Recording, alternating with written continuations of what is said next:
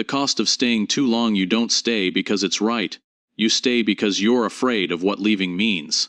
There's a quiet discomfort that builds inside you, not loud enough to force action, but persistent enough to drain you over time. You start telling yourself that things will change, that patience is strength, that enduring is maturity.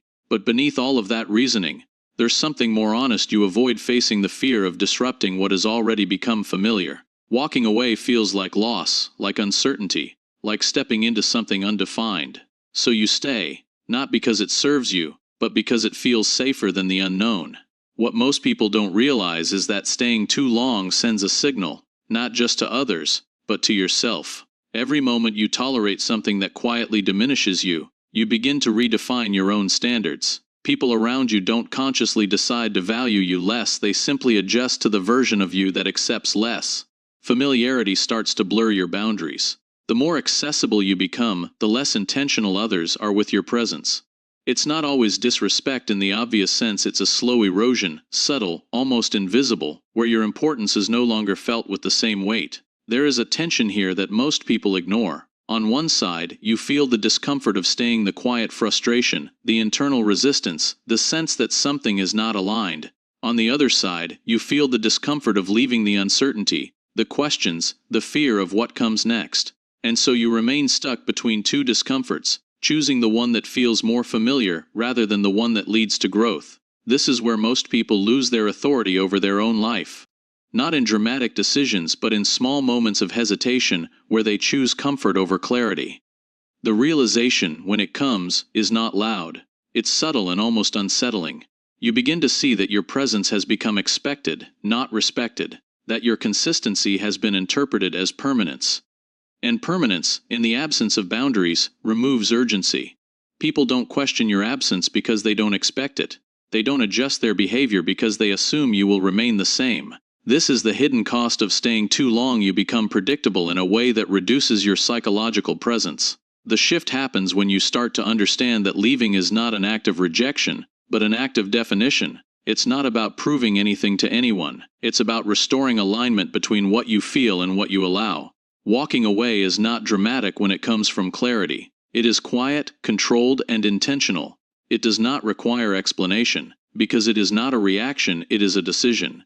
And in that decision, something changes internally. You stop negotiating with discomfort that no longer serves you. At that point, you are no longer someone who remains out of fear or attachment. You become someone who recognizes when something has reached its natural limit and moves accordingly. You begin to understand that staying is not always loyalty, and leaving is not always loss. Sometimes, staying is avoidance, and leaving is the first honest action you take toward yourself. Absence is a language few understand. The moment you stop explaining yourself, everything around you begins to shift in ways most people never anticipate. There's a habit people develop over time: the need to justify their choices, to make others comfortable with their decisions, to soften their actions with explanations. It feels responsible, even respectful. But beneath that behavior is a subtle dependency, the need to be understood in order to feel secure. And that need quietly reduces your authority. Because the more you explain, the more you position yourself as someone who requires permission to act. What most people fail to notice is that value is rarely recognized in constant presence. It is recognized in contrast. When something is always available, always accessible, always responding, it becomes predictable. And predictability removes psychological tension. There is no space for curiosity, no room for interpretation, no reason for others to reflect on your absence. You become part of the background of their experience rather than something they actively consider. This is not because they intend to overlook you, but because the human mind adapts quickly to what feels permanent. Absence interrupts that pattern. It introduces uncertainty, and uncertainty forces attention. When you remove your presence without noise, without explanation, without emotional display, something subtle begins to happen. People start to notice the gap, not immediately, and not always consciously, but gradually. They begin to question what changed, what they missed, what they no longer have access to. And this questioning creates a different kind of awareness, one that presence alone could never achieve. There is a social pattern at play here that operates quietly beneath most interactions. People do not measure value based on what is given, they measure it based on what can be lost. When something is constantly present, its absence is never considered. But when it is removed, even subtly, its impact becomes visible. This is why absence, when used with clarity, carries a weight that words cannot replicate. It is not about withdrawing to provoke a reaction. It is about stepping back in a way that allows reality to reveal itself without interference. The leverage point lies in understanding that silence combined with absence is not emptiness, it is space. And within that space, people project their own thoughts, assumptions, and realizations. They begin to interpret your absence in ways that often carry more weight than anything you could have said. This is where psychological presence is created. Not through constant interaction, but through controlled distance that allows perception to deepen.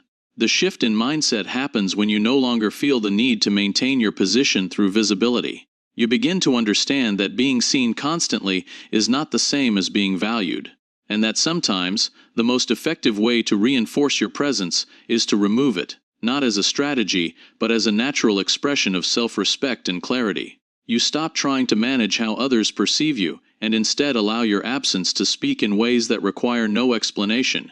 In that state, you become someone who is not defined by constant interaction, but by selective presence. Someone who does not need to be understood immediately, because your actions are aligned with your standards.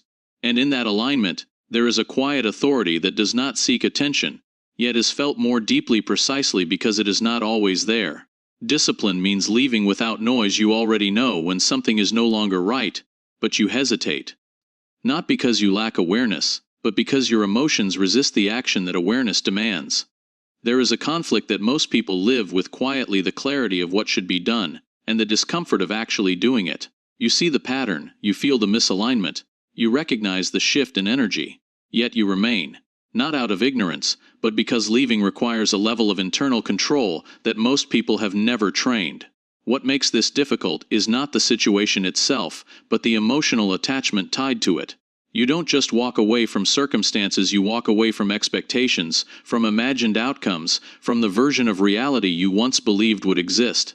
And that creates resistance. The mind begins to negotiate, to delay, to rationalize. It tells you to wait a little longer, to give it one more chance, to avoid making a decision that feels final. This is where discipline becomes necessary, not as force, but as alignment between what you see and what you do. Most people misunderstand discipline. They think it is about pushing harder, staying longer, enduring more. But in this context, discipline is the ability to act without emotional interference. It is the ability to leave without needing a reaction, without needing closure, without needing the situation to resolve itself in a way that feels satisfying. Because the truth is, many situations never provide that clarity. They fade, they shift, they dissolve without explanation. And if your ability to move forward depends on receiving closure, you will remain tied to things long after they have lost their meaning. There is a subtle principle here that defines emotional control. If your actions are dictated by how you feel in the moment, then your environment has control over you. But if your actions are guided by what you understand, even when it conflicts with how you feel, then you begin to establish internal authority. Walking away without noise is one of the clearest expressions of that authority. It is not reactive, it is not dramatic, it does not seek acknowledgement. It is simply a decision carried out with precision. Boundaries are not always spoken. In fact, the most effective ones rarely are. They are demonstrated through behavior. When you continue to stay in situations that do not respect your standards, you send a signal not just to others, but to yourself that your boundaries are flexible, that they can be adjusted, negotiated, or ignored. And over time, this weakens your sense of control. But when you leave quietly, without explanation, you reinforce something internally. You confirm that your standards are not dependent on external validation.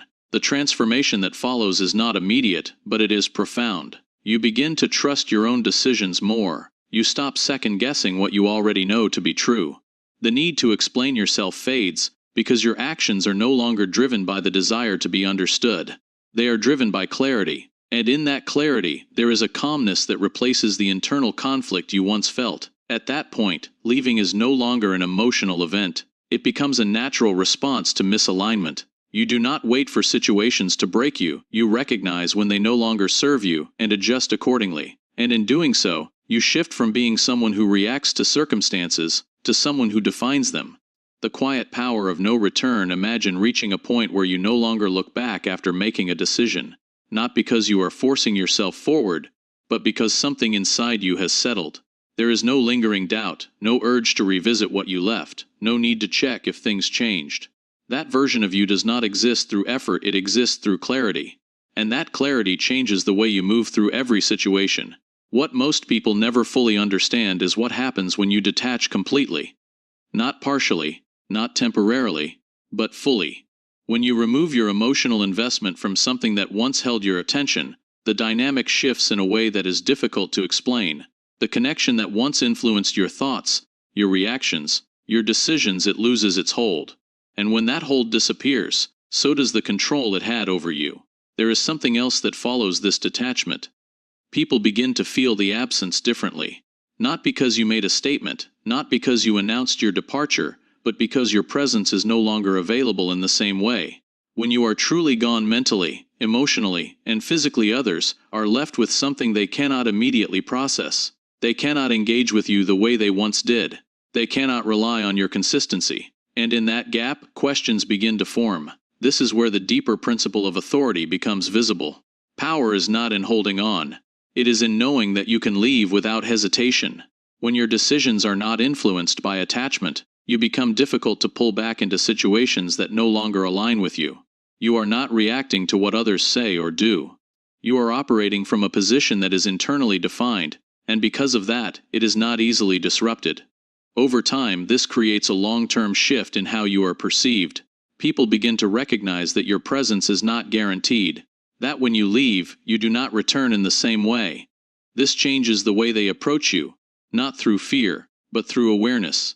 They understand that your boundaries are not temporary, that your decisions carry weight because they are not easily reversed. Internally, the change is even more significant. You stop carrying unfinished emotional ties. You stop replaying past situations, questioning whether you should have stayed or left differently. Your mind becomes quieter, not because nothing happens, but because you are no longer attached to outcomes that are already behind you. Your focus shifts forward, not out of force, but because there is nothing pulling you back. As this becomes your default state, your identity begins to consolidate around a simple principle: you do not remain where you are not aligned. You do not revisit what you have already understood. You do not reopen what you have already closed. And in that consistency, your presence becomes defined not by how long you stay, but by how clearly you move. At that point, walking away is no longer a difficult decision. It is a natural extension of who you have become.